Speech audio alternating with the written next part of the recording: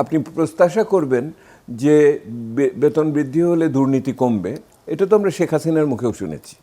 তো এইটার এখন কার্যকরভাবে কি প্রক্রিয়ার ভিতরে করবেন সেটা আমরা দেখতে চাইব। যেমন শেখ হাসিনার আমলে ওনাদের অ্যাপ্রাইজাল অ্যাসেসমেন্টের একটা ব্যবস্থা ছিল, সেটা খুব বেশি কার্যকর পর্যন্ত হয়েছে কিনা আমি জানি না এটা। কিন্তু আপনার তো এখন ওনাদের কেপিআই, যেটা কি পারফরমেন্স ইন্ডিকেটর, এইটাকে নিশ্চিত করে প্রত্যেকের সাথে এটাকে বোঝার ব্যাপার আছে। তো ওই সংস্কারটা তো এলো না। এইটি আমি বলছি, রাজস্ব আপনি আদায় করবেন বললেন, কিন্তু রাজস্বর আদায় করার নীতি এবং প্রয়োগের ক্ষেত্রে ভাগ হলো না। আর্থিক খাতে সংস্কারের ক্ষেত্রে আপনি দেখছেন ইসলামী ব্যাংকের পরিস্থিতি, অন্যান্য ব্যাংকগুলোরও অনাদায়ী ঋণ বাড়ছে। এটার যেটুকু টাকা আপনি পুনর্পুঁজিকরণের জন্য দিবেন সেটা যথেষ্ট হবে কি না, আপনাকে কি শেষ বিচারে যে কতিপয় ব্যাংককে বন্ধ করে দিতে হবে সেই রাজনৈতিক সাহস কি আপনি দেখাতে পারবেন? এরকম আমি বিভিন্ন জিনিস আমি বলতে পারি। তাহলে এই জায়গাটাতে আগামী দিনে ওনাদের অন্য যে কোনো বছরের চেয়ে অগ্নি পরীক্ষাটা একটু বেশ তীব্র বলে আমার কাছে মনে হচ্ছে। এটা ওনারা অনুধাবন করেন কিনা সেটার ব্যাপারে আমি নিশ্চিত না। কেন? কারণ হলো যে দেখুন, একই যে বাজেট তৈরি করলেন সেই বাজেটের তো তথ্য উপাত্ত তো খুবই দুর্বল। ওনারা যেই বাজেটের যে পরিসংখ্যানগুলো ব্যবহার করেছেন এবং প্রাক্কলন করার জন্য যে ভিত্তিভূমি ব্যবহার করেছেন, আপনি জুন মাসে এসে যদি আপনি অক্টোবর নভেম্বর মাসের হিসাব দিয়ে প্রাক্কলন করেন এবং মনে করেন এই সময়কালে বাকিটুকু হয়ে গেছে, এই আন্দাজ তো একেবারেই ভ্রান্ত। আপনি যদি মনে করেন যে এই 3 বছর মেয়াদি যে সামষ্টিক অর্থনীতির প্রাক্কলন করেছি সেটার সাথে বাজেটের সম্পর্ক না থাকলেও কি যায় আসে, সেটাও তো ভ্রান্ত। আবার আপনি ওটার সাথে খাতওয়ারি যে সমস্ত প্রোগ্রামের কথা বা কর্মসূচির কথা বলছি সেগুলো যদি না মেলে তাহলেও তো ভ্রান্ত। ওই যে রাজস্ব আদায়ের যে প্রাক্কলন করলেন, আমি সাইফুর রহমান সাহেবের একটা কথা সবসময় স্মরণ করি। উনি সবসময় বাজেটে বলতেন নতুন কর আরোপের মাধ্যমে আমি টাকা পাবো 10টা, ছাড় দিয়েছি 3টা, আর দক্ষতা বৃদ্ধির মাধ্যমে আসবে 5টা।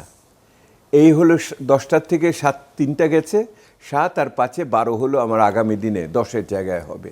অর্থাৎ আপনি ওই যে ছাড়গুলো দিয়েছেন ওই ছাড়গুলোতে কত ছাড় দিলেন, টাকার পরিমাণটা কত? আরেকদিকে যাচ্ছেন, ওখানে আবার আসবেন। হ্যাঁ, আমি সেটাই শেষ করি। আমি বলতে চাচ্ছি যে এই বাজেটটা যে নীতি কাঠামোটা হয়েছে তার যে খিলানগুলো আছে, জানলাগুলো আছে, দরজাগুলো আছে, সেগুলি উনি পরিষ্কার করেন নাই। এইটি আমি বলতে চাচ্ছি, এইটাই হলো পুরনো তরিকা। বরঞ্চ আমি এরকম বলছি যে ধরেন উনি যখন বলেন যে 4 বছর পরে অর্থনীতি ঘুরে দাঁড়াবে, 2 বছর পর্যন্ত কি হবে, মানে উনি বলতে 2 বছর পর সেটা শুরু হবে, মানে এটা তো একেবারে হাওয়ার উপরে বলা হলো, এটা কিছুই ব্যাখ্যা নেই। না, আমি দেখুন, আমি অর্থমন্ত্রীর দুটো কথাই শুনেছি। একবার শুনেছি যে 2 বছর কিছু দিতে পারবো না, আমাদের কিছু থাকবে না, ঘুরে দাঁড়াবো 3 বছরের মাথায়। এটা হলো সীতায়নের কর্মসূচি। আমি শুনে খুব খুশি হয়েছিলাম যে তাহলে এই 2 বছর আমরা জোর লাগিয়ে একটা সংস্কারের ভিতরে ঢুকবো, যেটার ভিতরে অর্থনীতিকে মানে শক্তিশালী ভিত্তিভূমি হবে এবং স্বচ্ছতার ভিতর দিয়ে আমরা জানতে পারবো কোথায় কি ঘাটতি রয়েছে। এটা বাজেটে যে দেখলাম উনি ওটাকে 2 থেকে 1 করেছেন। ওটা একের যে রিকভারি পিরিয়ড, এটা 1 বছর, এবং তারপরের থেকে ওই যে রিকভারির পর রেস্টোরেশন ফর রিকনস্ট্রাকশন শব্দগুলোর মানে এটার মাহাত্ম্য নিয়ে বিতর্ক করছি না আমি এখন, মানে কিন্তু আমি করছি। আচ্ছা, কিন্তু আপনি উনি যদি বলেন কিছু দিতে পারবো না, এটা তো পুরাটা ঠিক না। কারণ হলো উনি তো ইতিমধ্যে বাজেট দিয়েছেন, বাজেটে একটা প্রবৃদ্ধির প্রাক্কলন করেছেন, ওখানে একটা মূল্যস্ফীতির প্রতিশ্রুতি দিয়েছেন। সে তো কি হবে না এটা তো বললে হবে না, ওটা আবেগী কথা হতে পারে, কিন্তু কার্যকর কথা হলো উনি ইতিমধ্যে নিজেকে আবদ্ধ করেছেন, প্রতিশ্রুতিতে আবদ্ধ করেছেন, আইনানুগভাবে আবদ্ধ করেছেন। আইনবদ্ধ কি বলেছিলেন, প্রতিশ্রুতিবদ্ধ আইনবিদ নাকি, এখন উনি প্রতিশ্রুতিবদ্ধ রাজনীতিবিদ হয়েছেন, যেটার ভিতরে ওনাকে এই কাজগুলোকে করতে হবে। ওনাদের যে ইয়েটা সেটা হলো 4র্থ বছরে যে ওনারা একটা তীব্র 7-8% প্রবৃদ্ধির চিন্তা করেছেন।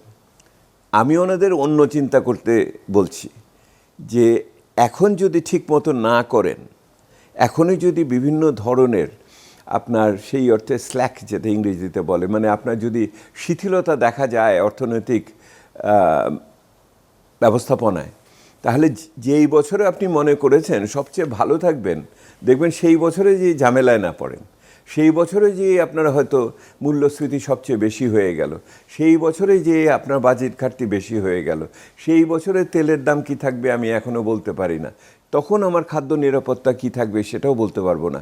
সেহেতু আমার ছোটোবেলায় কবিতা পড়েছি কি, সন্ধ্যাবেলা প্রদীপ জ্বালাতে হলে সকালবেলা সলতে পাকাতে হয়।